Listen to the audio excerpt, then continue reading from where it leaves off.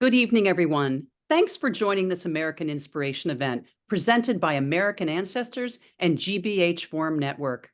I'm Margaret Talcott, Director of Literary Programs, the creator and producer of this series. All of us behind the scenes are delighted you're with us tonight in the land of history, looking at one unforgettable day and its three-day aftermath, the 1906 San Francisco earthquake and fire. On your screen is the schedule for our hour-long event centered on the book, The Longest Minute by Matthew Davenport.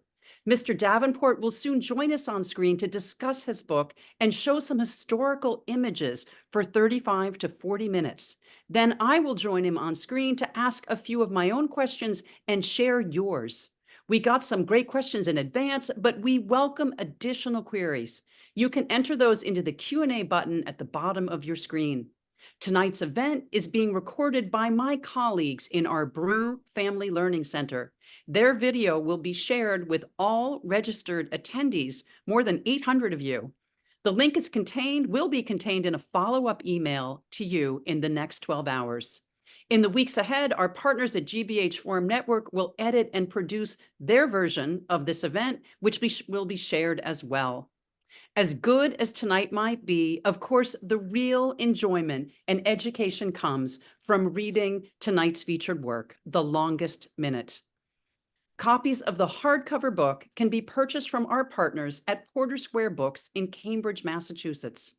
It has been wonderfully reviewed by the press, as the book offers a truly comprehensive account of this natural disaster.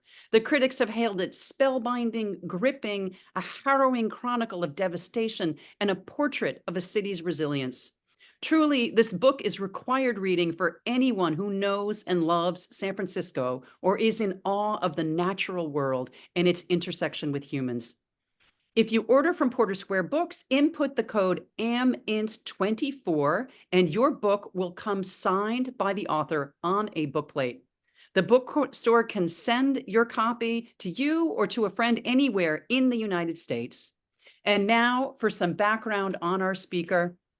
Matthew J. Davenport is the author of First Over There, about America's first battle in World War I, the attack on Cantigny in France. This work was a finalist for the 2015 Guggenheim Lehrman Prize in Military History. The Pulitzer Prize-winning historian James McPherson heralded it as military history at its best. Mr. Davenport has been a contributing writer for the Wall Street Journal Book Review and Salon.com, and he is a member of the Author Guild. It is such a pleasure to have him here. Welcome to you. Mr. Davenport, I learned so much from reading your book. It is truly jaw-dropping. It's horrifying and uplifting all at once. There were some really brave individuals and families that helped that city to pull through. I could see that your experience of writing military history was useful in this account, and I can't wait to hear more about how you wrote it and also about the earthquake and the fire that I really didn't know that much about. And I understand from your book that that was quite deliberate in the early days. People didn't want to scare people away from San Francisco. So it's just a fascinating history. A note for our readers tonight, in the PowerPoint, you'll see some great archival resources listed in the upper left of a number of his PowerPoint slides. We won't be sharing that information in the chat, but we will include the links to those archives in our follow-up email. So there's lots to come. Let's get started. Over to you, Matt. Again, thank you for being with us.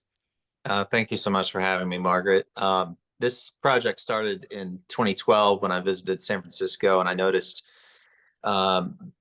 all throughout the city how much of the city is still shaped by this event. And I didn't know anything about it, and learned on that visit from various plaques and markers, and then in reading that 500 city blocks had been destroyed, that it was estimated about 3,000 people were killed, and that this at the time was the largest city in the Western United States, and it had been almost totally destroyed and by this event, which was, still called a natural disaster.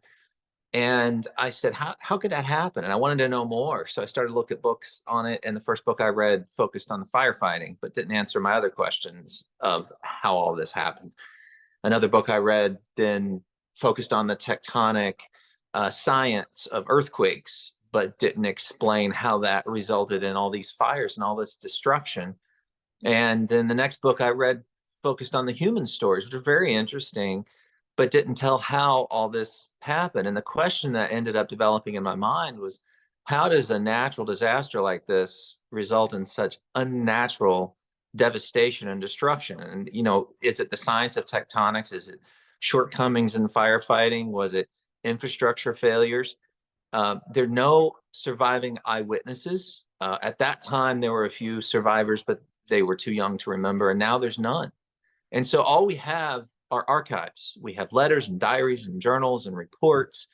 And so I started digging through them and getting into the primary source materials and finding that, like so many other complicated issues, the answer is not in one place. The answer is multifaceted, because this was an intersectional event of geography, geology, city planning, political corruption, greed, discrimination based on both racism and socioeconomics, because certain demographic groups and classes had to live in unsafe conditions in certain places so that their fate was sealed before the ground moved.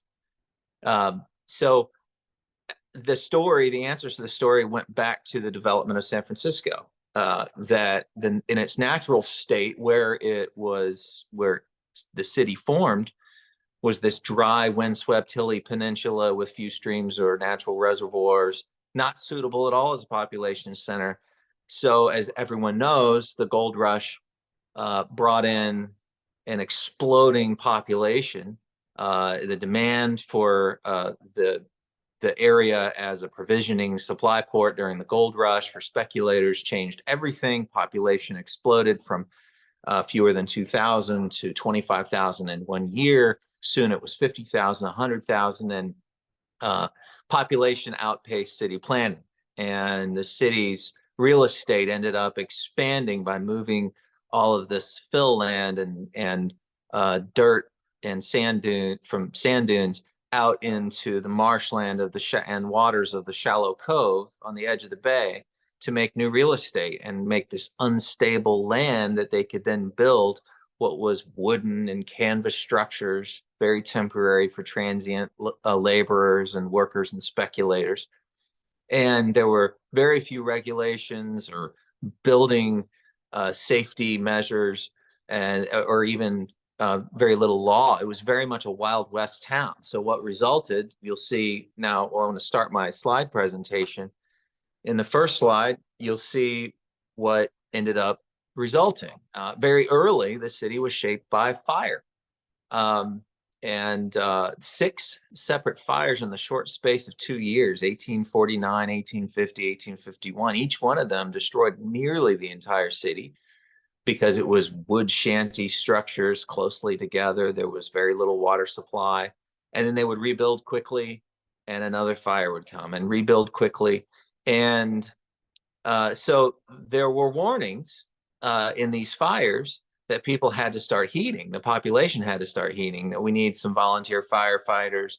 We later a paid fire department. We need emergency water cisterns, people to maintain buckets of water. But the larger warnings were ignored about fire safety measures, and likewise, not just the hazard of fire, but also was also the danger of earthquakes. As many people know, that peninsula then and today sits in between 2 faults, the San Andreas Fault and the Hayward Fault. They didn't know that then. The science of tectonics was not fully developed, but many earthquakes happened, and especially a major one in 1868, where after that, just like after the fires, in this case, architects and engineers made safety recommendations, urged changes to foundation standards and building codes, and these were heeded for more affluent residential areas and hotels that marketed to richer patrons, but not mandated citywide. And they weren't going to force poor tenements, landlords and owners of poor tenements to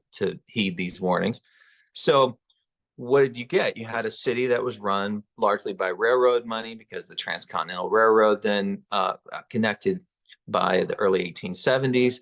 You had a population that was 150,000, 200,000 by 1905, had a population of more than 400,000.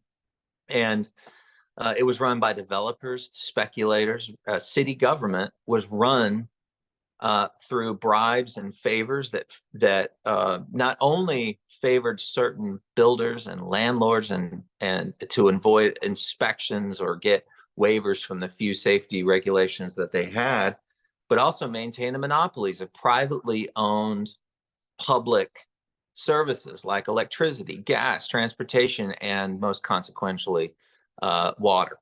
The Spring Valley Water Company was privately owned, privately run. It maintained a monopoly through bribes of the state legislature and the Board of Supervisors, which was the governing city council of San Francisco and still is.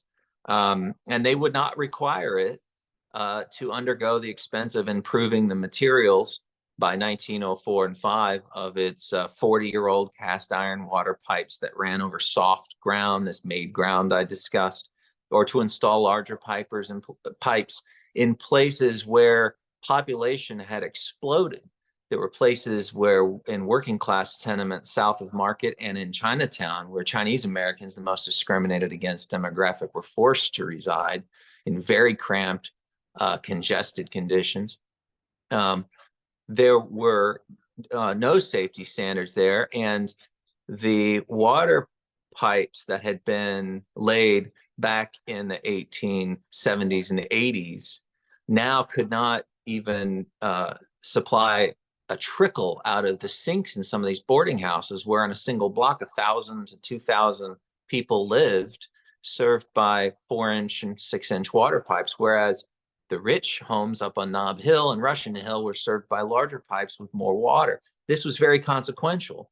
And the bribes of these, the owners of the Spring Valley Water Company kept city council, the Board of Supervisors, from forcing them to update their pipes, to build larger ones, or to install fire hydrants where they were needed. So the next slide you'll see, these are two men of consequence, very different. On the left, that's Mayor Eugene Schmitz. He was, for lack of a better term, bought and paid for. He was put up for mayor by a political boss named Abe Roof, and he and the Board of Supervisors were all elected of the same party, and they were very beholden to these financial interests and developers and the Spring Valley Water Company owners and investors. On the right, you see Fire Chief Dennis Sullivan, who was a career firefighter who did all he could to get the city government to listen to his warnings. He told them what would happen with the inadequate water supply, with the increasing population, the inadequate mains and brittle pipes and insufficient hydrants. They ignored him. The water cisterns that were supposed to be maintained by the city were not maintained. He kept warning them. He begged for funding for auxiliary water system. He begged for funding for a fireboat with drafting capabilities. He did what he could to improvise and overcome with his department and make it the most efficiently run department probably in the country, but it was against all the resistance of city government, and they could do very little about what this private water company was resistant, and the city government was resistant to making them do. So the next slide, you'll see this is the way the city looked in 1905 and 1906. It was fewer than 60 years after the gold rush, and the population was about 430,000. It was the largest city in the American West. It was the financial center of the Western United States. And it was very much a unstable minefield of collapsible death traps.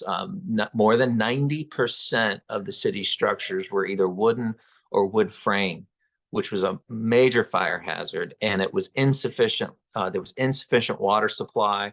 The city had been warned with fires in the past. They had been warned with earthquakes in the past, and they were warned by scientists at Stanford and Cal and elsewhere that another big one was coming, and ignored that. So the next slide you see, this is the map of how the city looked. It's very similar to the way San Francisco looks today. some of the districts and neighborhoods have changed. But I put this map in the book. It's a bit small, but this is the way the city looked. And in in the neck in at the bottom there, you'll see a link, and the USGS has developed a ground motion simulation video showing how the earthquake went through the city. At 5:12 a.m., April 18th, 1906, the big one that they had been warned about struck. The San Andreas Fault, which sits about 2 miles off the west coast, off Ocean Beach, San Francisco, out in the Pacific. That's where the epicenter was. It fractured, and with estimated moment magnitude of 7.9, which is still the strongest in the recorded history of California, and went for about 60 to 80 seconds. The fault fractured north and south, and shockwaves propagated from west to east through the city. And as it did so, in the next slide, you'll see it affected different structures differently. Now, here I'm showing a couple of structures that were affected, both of which sat on what I called soft alluvial soil. That's made ground. This is that ground that I told you they used to expand the city's real estate into marshlands and out into shallow waters. On the left there, that's a boarding house in the Mission District, the Valencia Street Hotel. The bottom 3 floors literally just sank into the mud. Over on the right, you'll see a boarding house south of Market.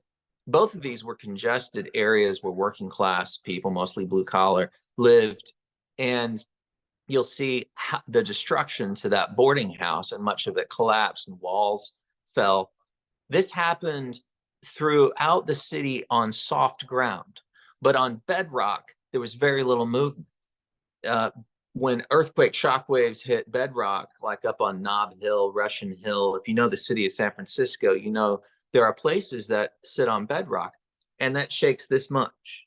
But if you're on in like in the Mission District or south of Market there, it's like shaking a bowl of gelatin.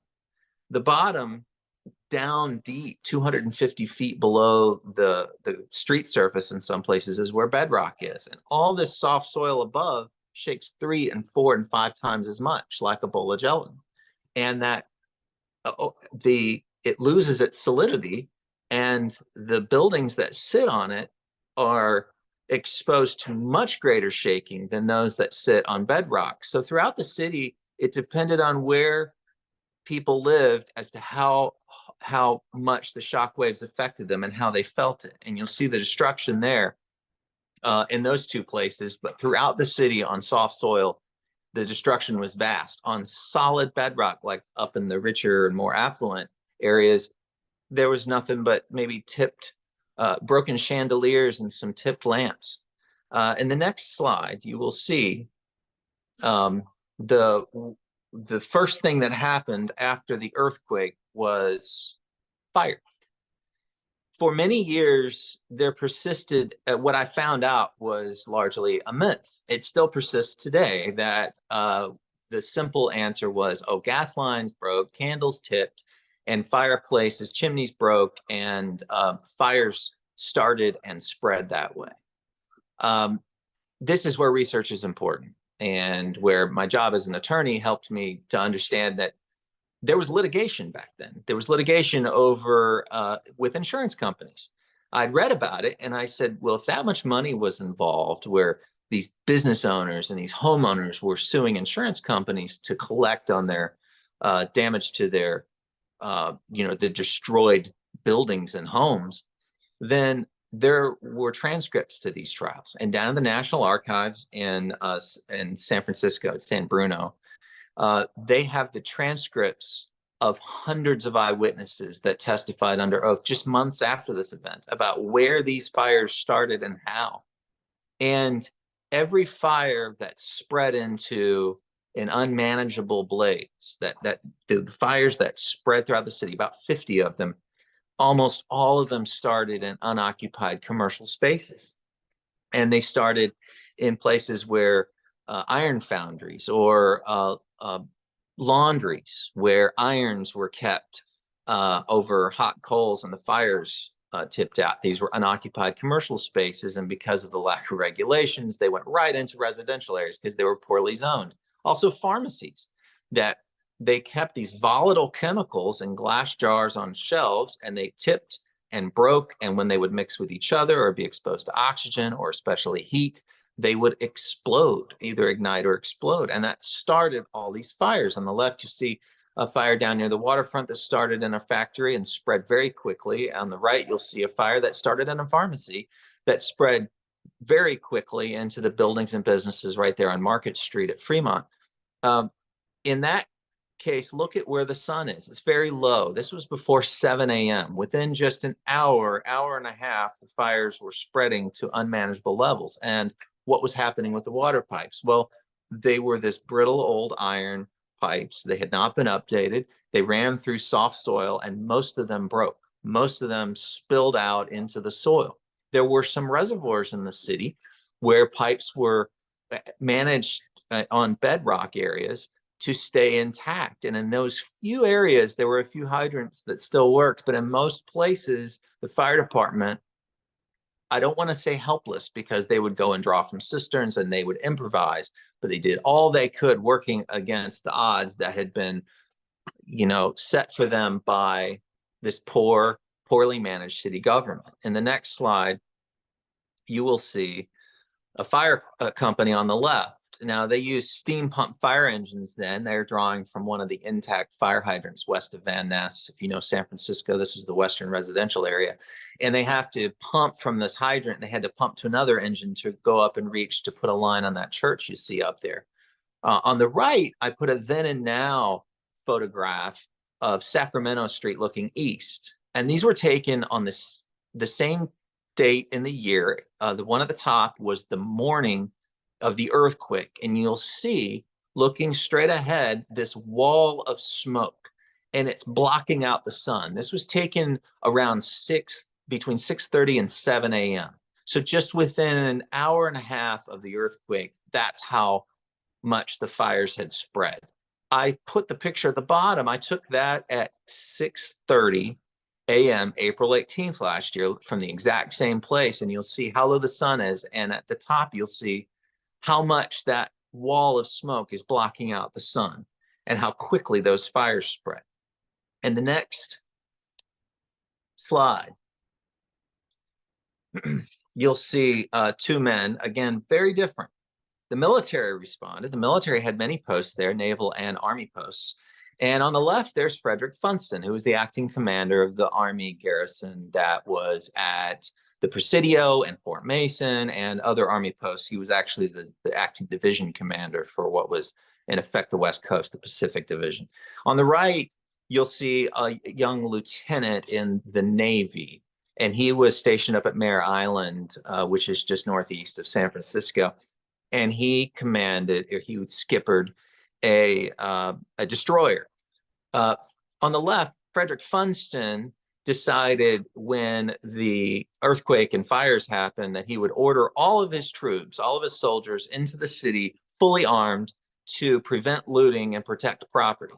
It was unlawful. It was illegal. The only thing he could lawfully do was send them in to protect federal property, but he sent them in to protect property and sent them in under the civilian control of the mayor and the police and the fire department. And Mayor Schmidt sent them with shoot to kill orders out into neighborhoods to protect property and orders to shoot to kill anyone that's suspected of looting. And you can imagine what neighborhoods they were sent to. They weren't sent to the poor neighborhoods south of Market or they're into Chinatown. They were sent into the affluent neighborhoods and fully armed. On the right there, you see Lieutenant Freeman, who was ordered by his admiral up at Fort Mason to send a medical crew into the city. And he looked at the city and said, Lieutenant Freeman did, and said, I can see that there's a big fire. I'm going to, on my own, on his own accord, he decided to add two tugboats, a fireboat and a yard tug, which he knew had very strong pumping capabilities from the bay, in to help the fire department. And he split up his crew on the destroyer and took this firefighting flotilla up to the city and arrived at the waterfront around mid-morning, around 10:30. So he took his sailors in to help. In the next slide, you'll see what they saw when they arrived. This picture on the left was taken around the time that Lieutenant Freeman and his men arrived. You'll see the entire city behind that's the ferry building in the foreground. It's still there today.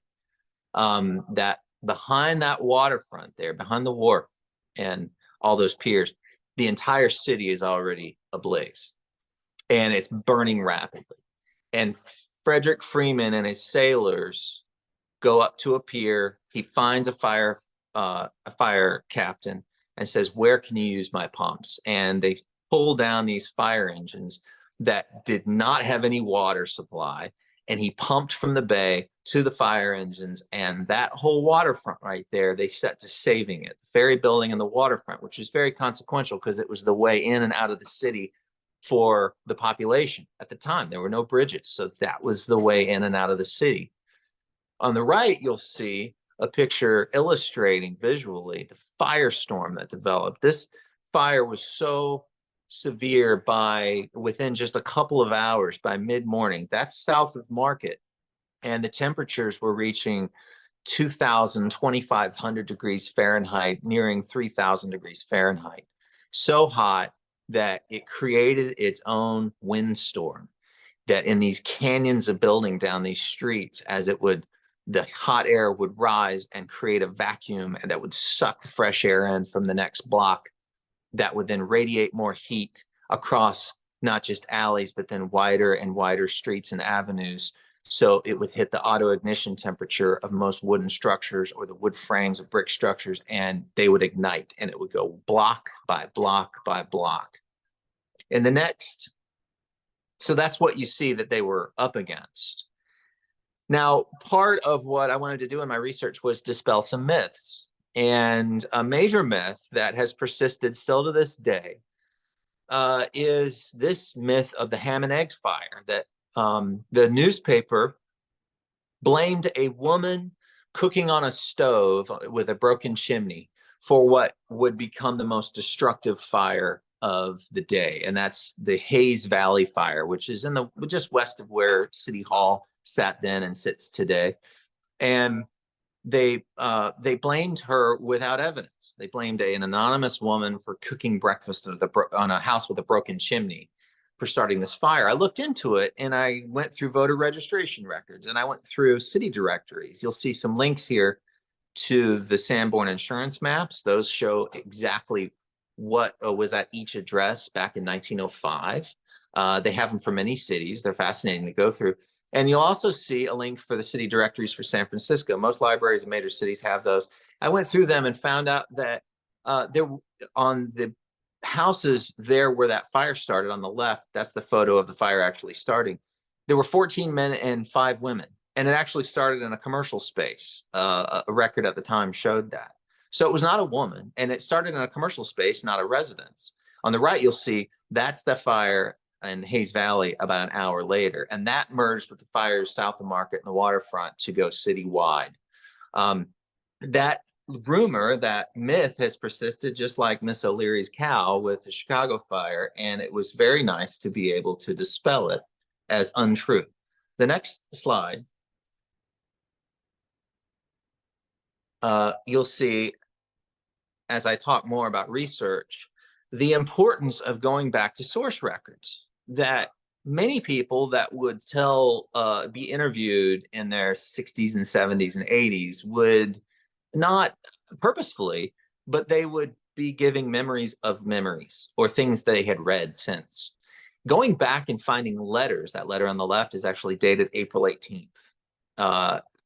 There on the right, you'll see a diary. That's the entry for April 18th. People writing in the middle of the event, their present sense impressions. These were very important to go back to see who knew what when. So I could piece together the events as they went through what was 75 hours of fire. And on the right there, you'll see a birth certificate, and that was the only way that Chinese Americans, and I go into this deeply in the book, that lived in Chinatown, they would risk their life and limb to go back and retrieve their birth certificates because they would be deported if they didn't have them. I tell the story of someone, this is his original birth certificate, who actually, at risk of, they actually got bayoneted by a soldier who was looting in Chinatown to go back and get his own birth certificate while fires approached. Those are important archives right there. There's a lot of digital resources, but if you can go and visit these archives, the Chinese Historical Society of America, California Historical Society, San Francisco Public Library, 6th floor, has a great city history section, and they maintain great records there that have not been digitized, and you can go there and see this for yourself. In the next slide, you'll see this is an illustration of how vast that fire was. This is from looking down the peninsula, down near way south San Francisco, looking up the peninsula. If you know the area, you know just how large that fire is. That's the first afternoon.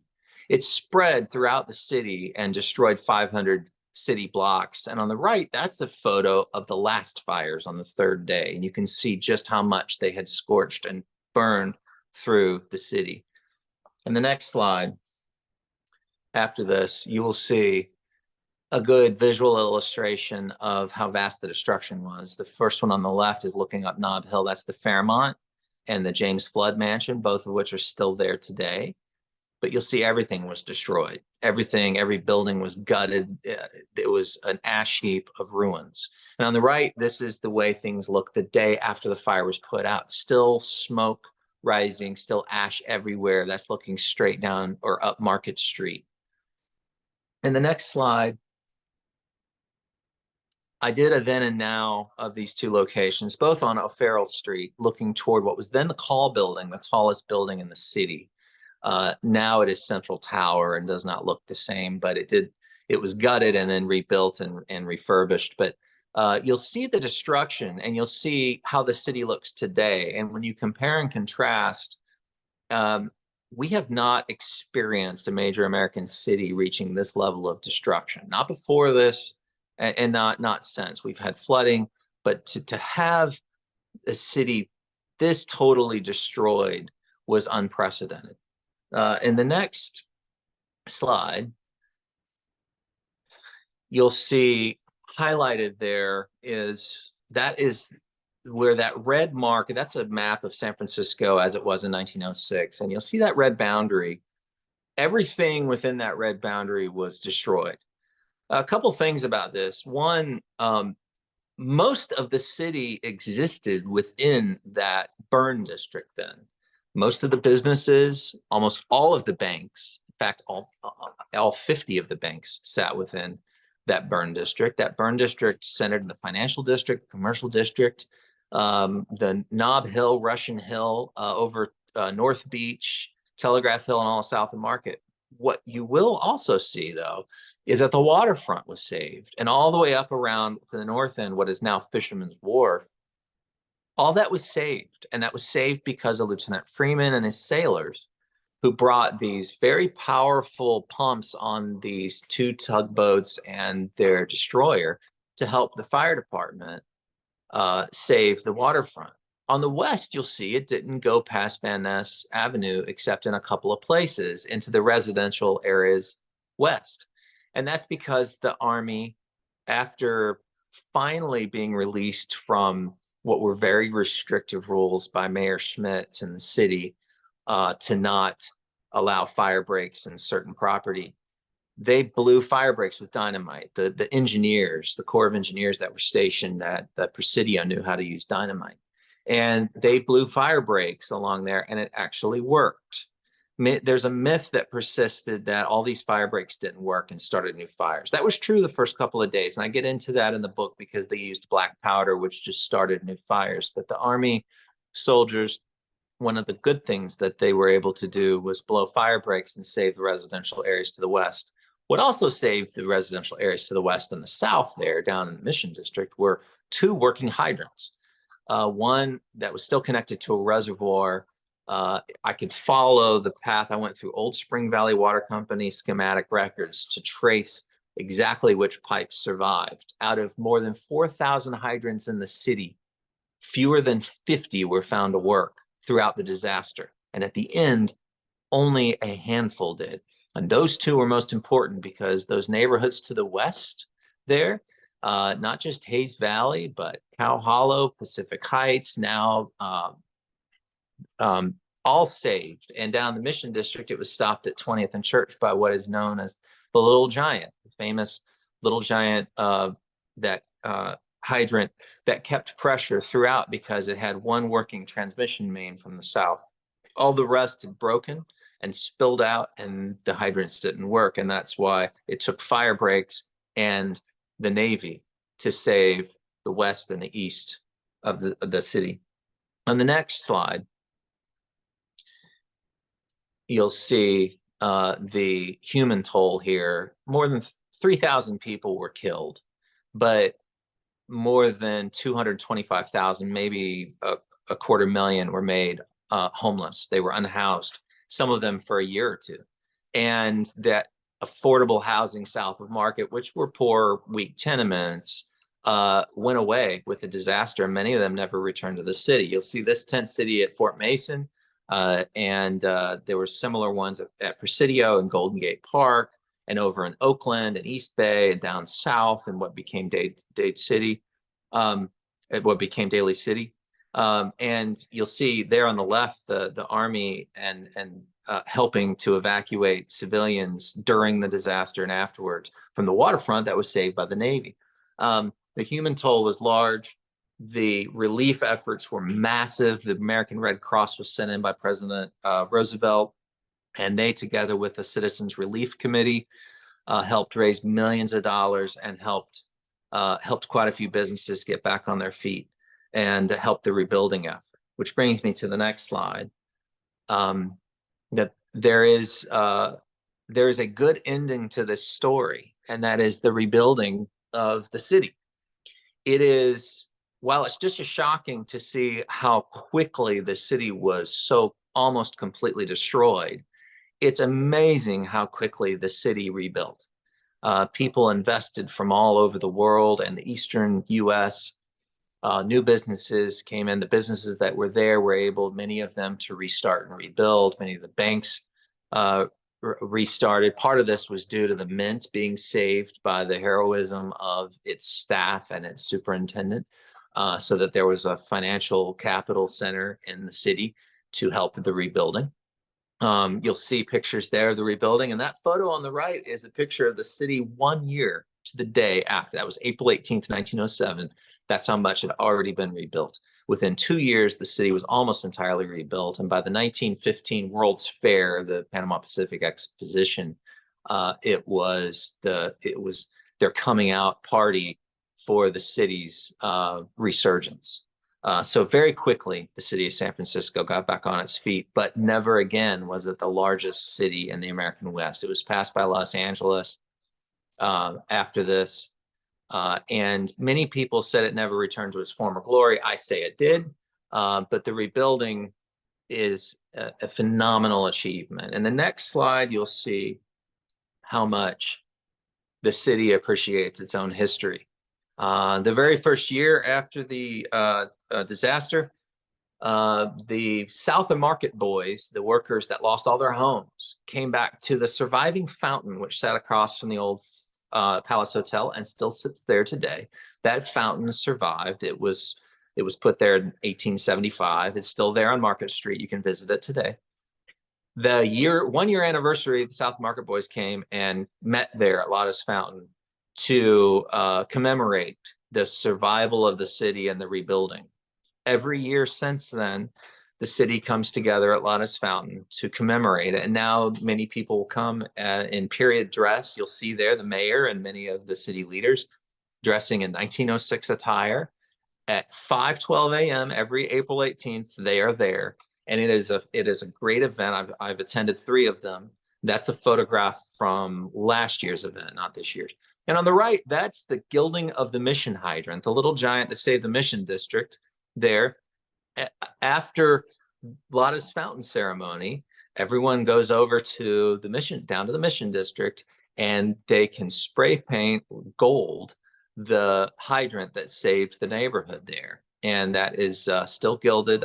I've attended those. I've been able to spray the hydrant myself and help gild it, and it happens every year. So the city very much appreciates its history, and by looking at those events, they know, as the mayor said in one of those, that while we will still face earthquakes and we will still face many other challenges, 1906 will never happen again. There's too many emergency service professionals who have spent decades preparing the city, and the city has done a good job in preparing to make it safe, so that that never happens again.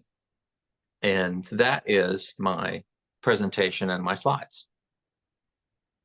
That was fascinating. That was really fascinating. I'm glad it won't happen again. It was absolutely horrifying. I wanted to talk. I have a number of great questions from the audience, but I wanted to ask before we start in with those. Tell us about San Francisco at the time. You mentioned German immigrants, Italian, Irish, of course, the Chinese immigrants as well. 3/4 of the city people were immigrants. Is that Right? They 3/4 of the city were either immigrants or children of immigrants, and it spoke many different languages and accents. It was a very diverse city, but the most discriminated against demographic were the Chinese Americans. That's the tragedy of this. Now, I tried to foreground a lot of their history in the book, and it deserves its own presentation.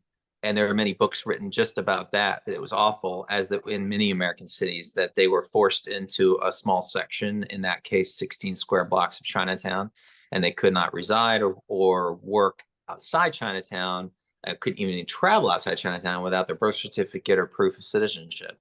So they risked their lives to go back in the fire and retrieve their birth certificates. Also, after the fire, when the city was rebuilding, the white leaders of the city, the men, wanted to push Chinatown out of the city and down the peninsula to a place where they wouldn't have to see them. And the Chinese Americans all gathered together and hired local attorneys and got some property owners on their side and said, we are rebuilding right there in Chinatown where we were. And they made sure that they did. And the story of them rebuilding their neighborhood in the heart of the city where it still is today is a fascinating story. We definitely got audience questions about the experience of the Chinese residents there. So thank you for that, and we may ask more. In terms of the impact to these immigrants, I mean, it sounds as though for a couple folks, it really gave them a leg up. You described an Italian gentleman, Giannini, a banker for the and he was managing the Bank of Italy's presence there. And for what, tell us about what immigrant groups thrived with this. I mean, of course, there were lots of construction workers, but particularly Bankers Row. What was that? Where was that? Who was driving that? So Medio Giannini, well, first of all, it's the banking center of the West. So all the credit throughout the territory and then state of California was centered in San Francisco. So these banks were essential, and they all burned down. But Emilio Giannini, being Italian American in the Italian, now North Beach is still a very Italian American neighborhood. It's a wonderful place. Emilio Giannini had the Bank of Italy, and he knew from the Italian newspapers that he read about Vesuvius and how bank vaults would overheat and they would have to be cooled before they were opened.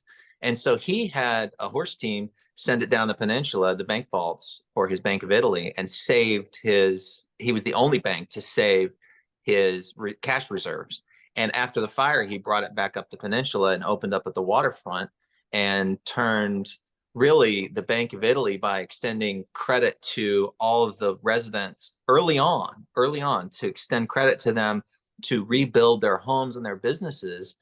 He built it in and started branch banking and formed what is now known as Bank of America. That all started with the disaster and Emilio Giannini, an Italian American. As a family member, how long could your money have been tied up that you couldn't get access to it?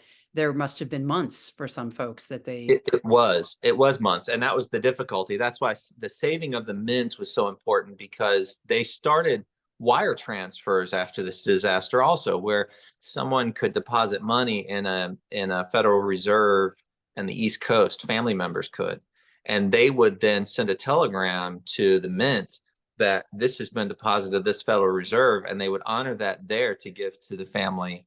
So it was like a wire transfer of funds because the mint was there. Keep in mind, Fort Knox had not been built. The gold bullion reserve of the nation was split between Philadelphia, a little bit New Orleans, and some in Denver, but most in San Francisco. So saving that mint was essential to the Federal Reserve, but especially the banking system there. And that was the financial center of the city for weeks and months following the disaster. We have a question from an advanced question. What was the response of the nation to the disaster? And you just mentioned banking, but what was the response? And if also you could look at what was the PR around what was going on there? There seemed to be some hiding of really how bad it was and why was that? So outside of San Francisco, what were people hearing, thinking, saying, doing?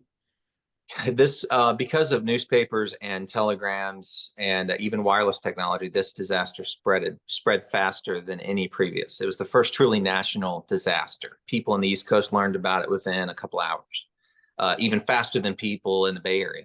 The national response was vast. There was a lot of contributions, a lot of charity.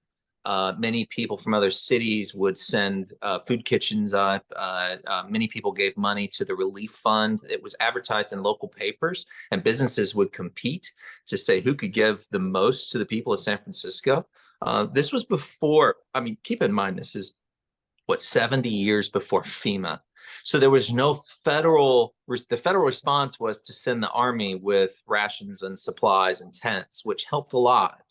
But the national response was very charitable, and they raised a lot of money that then was well managed by a former mayor there in San Francisco to then disperse to the refugees and the unhoused to help them rebuild.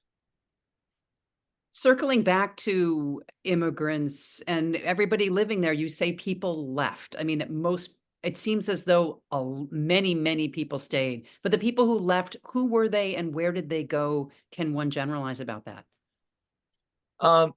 It's interesting. A lot of them went to East Bay to start businesses or to live. Many people who kept their businesses in the city could not afford to live in the city after this. The cost of housing rose so much because safety standards were increased. So what happens? Rent increases. You don't have all of these affordable tenements that, yes, were unsafe, but were very affordable. So many people then that wanted to keep working in the city had to live East Bay. It's still the story today that, the cost of living goes up so high. So that a lot of people still worked or maintained their businesses in the city, but had to live outside because of the housing difficulties and the reshaping of the city.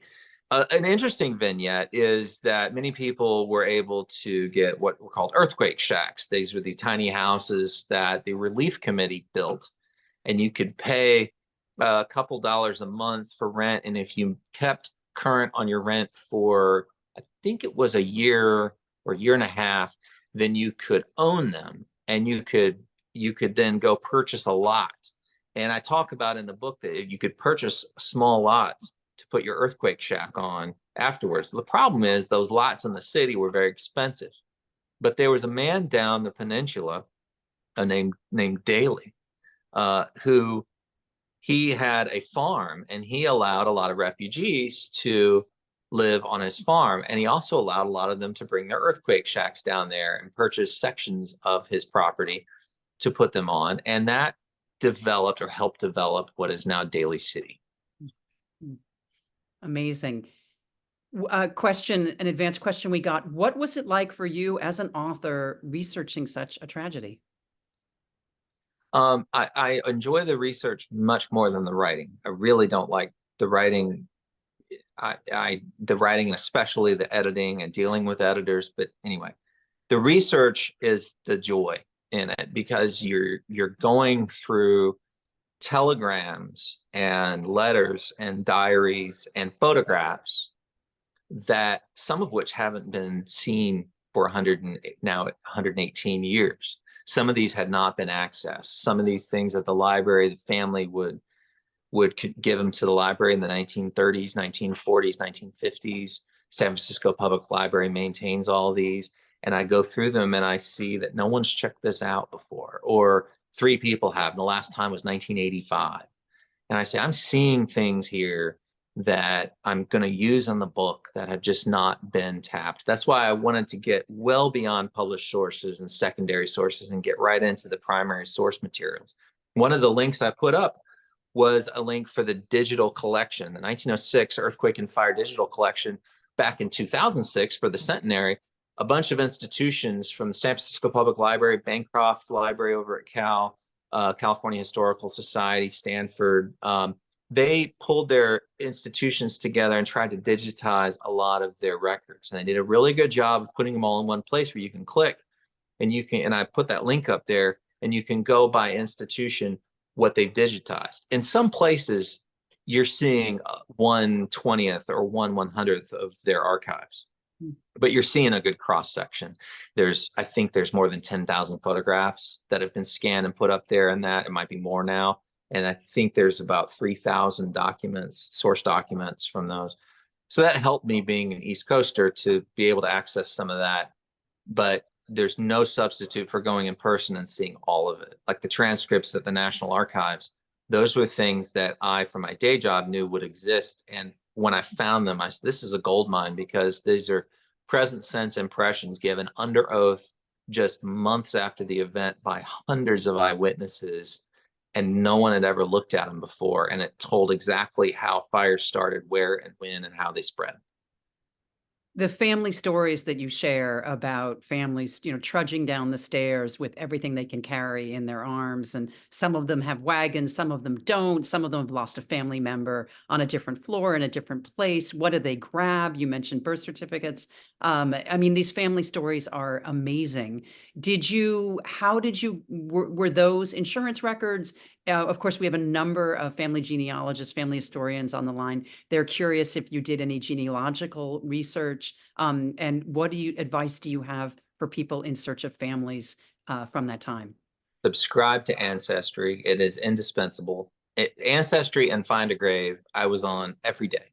And you learn, as anyone knows from who was on Ancestry a lot, is this genealogy. I did that a lot for my first book, and I did it for this also, because I tracked down a lot of family members and contacted them, and they gave me some of the pictures I shared today were from family members I found on Ancestry. The grandson of a colonel at the Presidio, for example.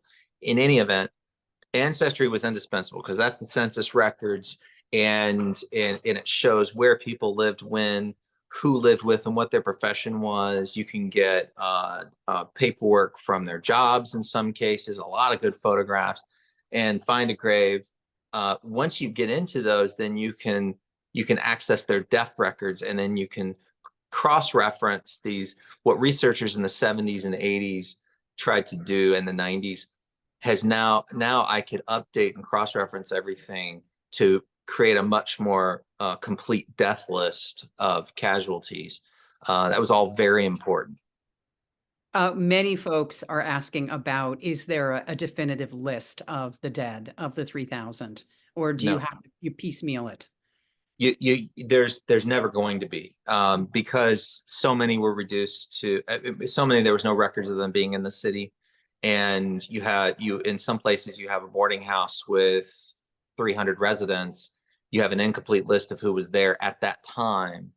And they didn't have, many of them were immigrants, or they were single moms, or they were widows, and when they died, the tragedy here is they were reduced to ash. And when they died, there was no one there to mourn their loss. And so their graves are unmarked and their lives are unremembered. I tried to track down as many of them as I could. And there's ways in the book, you'll see, I was able to track down old articles from like the manager of a boarding house who gave a list of the people that were on his registry that he grabbed on the way out. And so then I was able to go through and figure out, put people in different rooms. That was great. But you can't do that with all these hundreds of tenements and apartments and hotels where they're transient workers that we'll never know. And it's very sad. The hotel stories that you tell are harrowing and horrifying and amazing, and the sort of the haves and the have-nots in terms of who survived. It was just incredible stories in your book. We have a question here. Did the politicians ever face any consequences for their corrupt failure? I don't think many people know the whole controversy over the shoot to kill in the first couple days. People who were looting were just shot. What did the politicians face after that? Unfortunately, the mayor was indicted for unrelated things. And the political boss who put him there was indicted. The police chief was indicted. There was so much corruption. This was ongoing before the disaster. After the disaster, the courts finally pounced and prosecuted. I tell that story in the book. Also, some of the people who shot and killed people under these shoot to kill orders were prosecuted, but none were convicted. There were no convictions except the political boss was convicted, spent a few years in prison, and then was let out. The mayor was convicted, but then his conviction was overturned. And that was for extortion, basically, bribery. So no one ever faced consequence for all of these deaths and all this destruction. It's a lesson that this was very much a human disaster. It was caused by man's folly.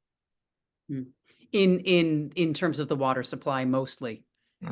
Water supply and building safety standards that they just knew these landlords could get by as slumlords with all these working class people and Chinese Americans in their own tenements and not put sprinklers in, not ever be forced to retrofit any of them for safety. And they knew it and they didn't care. Can you tell us a little bit about the Chinese American community rebuilding and how that came to pass? Yes, I tell the story of Reverend Ing Pun Chu, who ran a newspaper, and through a lot of difficulties and resourcefulness, went to East Bay and restarted the newspaper in time to rally. Because you got to think back then, there's no internet, there's no cell phones, there's no way, social media to rally people that have been displaced. And all these, the Chinese Americans were pushed out and pushed out and pushed out away from the white refugees out to the edge of Fort Mason, and then out to the edge of the Presidio, out of sight in different sections, and then over in Oakland and up in down in San Jose. They went everywhere. But this newspaper, Ing Pun Chu, was able to rally them all together with the threats to their neighborhood and said, we need to come together, and got them all to contribute for a legal fund to have them to gather for a meeting and rally the community together with his newspaper and get these white property owners who had a business interest because they charged high rent in maintaining their leases with the Chinese Americans. The Chinese Americans said, we will come back and rebuild in our old neighborhood if you help us and back us up. And they did. And it pushed aside the men in city government who was trying to push them down the peninsula. They started rebuilding right away. And they also made it an Americanized version of what is Chinese architecture, on purpose, so they could not be displaced. And that's why you'll see a lot of pagoda tops. If you see Chinatown prior to the disaster, it did not look like it looks today. It was just nondescript buildings and merchants that catered to largely to tourism, but residences. And they used this Americanized faux Chinese style of architecture when they rebuilt to make sure they would not be displaced again. And so a lot of the older buildings that were built in 1907 or 8 still there. That's the way they look. That's a wonderful story. A last question. Can you put this, many folks have asked if you could put this in context with other disasters across America, and I feel as though you did that. But the worst, where do we land in terms of rating how impactful this was? Well, I think we all think about things we know, and we think about natural disasters, I think many of us think to Katrina and how awful that was. And I can't compare them. You can't compare things in different eras and different cities and different types of disasters. Or we think about 9/11, and the death toll is about the same as 9/11, probably. It's estimated about 3,000 people. The physical property destruction is actually greater. Than another American city has not had 28,000 buildings destroyed, nearly 5 square miles. I mean, the actual property destruction in this was as greater than any other disaster in a major American city. I mean, never before or since has a major American city been this totally destroyed. Heart-wrenching and so eye-opening. Thank you so much, Matt. We're really grateful. As we do for all our authors in the American Inspiration series, we've asked Matt to do a final reading from his book. Matt, so over to you for that. Sure. This is about the end of the first night when everyone's trying to go to sleep, and they've seen so much destruction, and they're facing the next new day. The fires have been going for about 24 hours. And this ends chapter 11. By the light and heat of thousands of acres of burning buildings, the city's most illuminated night passed into its haziest, smokiest dawn. People still in San Francisco had survived their city's longest day. Few had slept. The noise of explosions, the heat, the wonder how far the flame had now reached, one man explained, were too much for sleep. Beyond the noise and dangers of the night, there was no end to the worry, anxiety, stress, uncertainty, fear, and sorrow. Tens of thousands of heads rested on ash-covered mattresses or dewy patches of grass, their first night in a place and time of no material permanence. Homes, businesses, streets, light posts, doorways, their own desk or bed, whole neighborhoods, the skyline many had known their entire life, gone. The accumulated treasures of a lifetime and the touchstones of daily routine had evaporated in the short space of hours or minutes or seconds. Thousands stayed awake with worry for a missing spouse or child or parent or friend, and many unfortunate souls tried to sleep through tears, their minds flooding with the awful images of a son's broken body or the sound of a wife's last words. Only numbness or exhaustion could allow sleep to conquer the shock of what was seen and heard and felt the day before, or the worry of what more damage had been done through the night, or what morning light might reveal, or how much more the new day could bring. One 4-year-old girl who found some fitful sleep on a bale of hay with her family in a stable noticed her older brother and younger sister slept, but her parents did not. They simply watched for the new day with despair. What incredible resilience this required. Thank you for reminding us of how they had to step up and out. And it's inspirational and also very sad. A reminder to our audience, copies of The Longest Minute, The Great San Francisco Earthquake and Fire of 1906 are available from our partners at Porter Square Books in Cambridge, Massachusetts.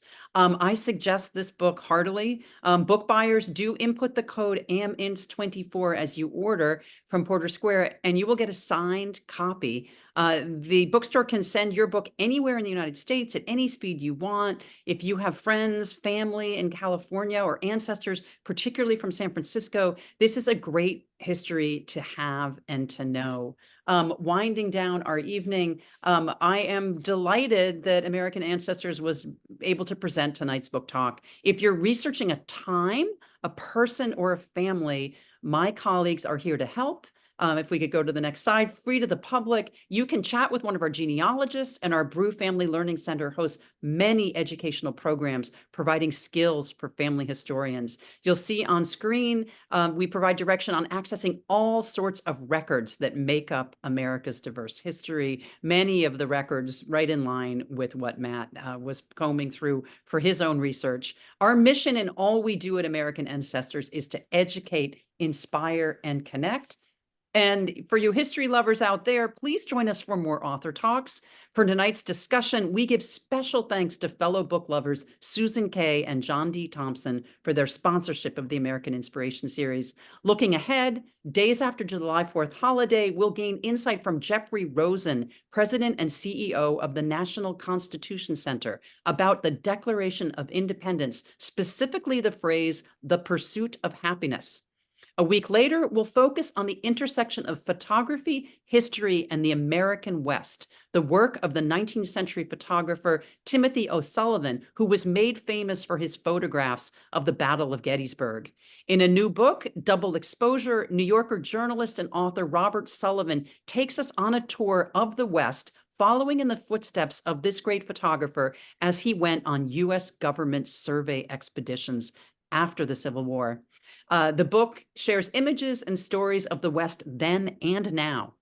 And on August 6th, we'll welcome Julie Satow with her work, When Women Ran Fifth Avenue, Glamour and Power at the Dawn of American Fashion. After an illustrated presentation, she'll be in dialogue with fashion curator Petra Slinkard of Peabody Essex Museum here on the North Shore outside of Boston. Don't miss this journey through women's and fashion history. Their look behind the scenes and into the into the era of America's highest end department stores, Henri Bendel, Lord & Taylor, and Bergdorf Goodman, the only remaining store with us today. Back to tonight, many thanks to our highly knowledgeable and engaging speaker this evening, Matt Davenport. We may call you for legal help as well. You took us on quite a scary trip back in time, such history, thanks to tech producer Maggie Hastings behind the scenes, Frederic Rigolo of GBH Forum Network, and to the audience out there in Zoomland. We thank you. We appreciate your interest in America's history in all its diversity, stories, good and bad. We hope to see you soon again. For now, a good night to all.